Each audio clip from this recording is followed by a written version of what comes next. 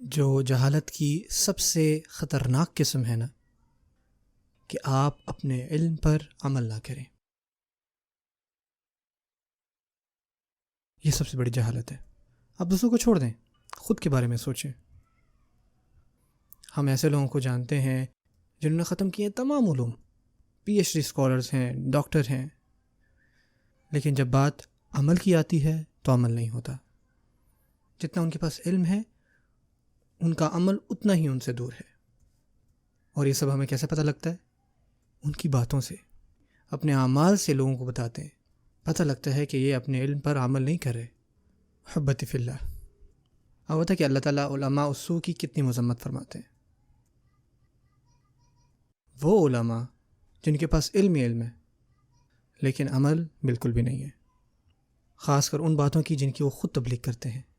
سورۃ البقرہ کی آیت نمبر 44 میں جہاں اللہ فرماتے ہیں بسم اللہ الرحمن الرحیم اتأمرون الناس بالبر وتنسون انفسکم وانتم تتلون الکتاب افلا تعقلون، جس کا معنی یہ ہے کہ تم دوسروں کو تو حکم دیتے ہو نیکی کا، لیکن تم اپنے ہی نفسوں کو بھول جاتے ہو، جبکہ تم تو کتاب بھی پڑھتے ہو جو کہ ان کے لیے تورات تھی۔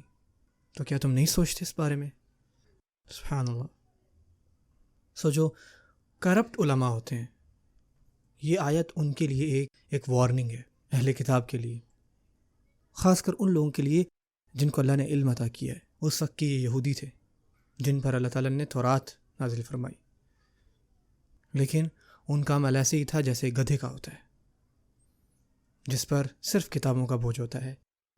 اور یہی ساری باتیں ان لوگوں پر بھی اپلائی ہوتی ہیں جو اہل علم ہیں، کہ ان کے لیکچرز میں، ان کی باتوں میں وہ لوگوں کو تو حکم دے رہے ہیں کہ آپ نیکیاں کریں اور خود کو برائیوں سے بچائیں، لیکن خود ان چیزوں پر عمل نہیں کرتے جن چیزوں کے بارے میں وہ لوگوں کو بتاتے ہیں۔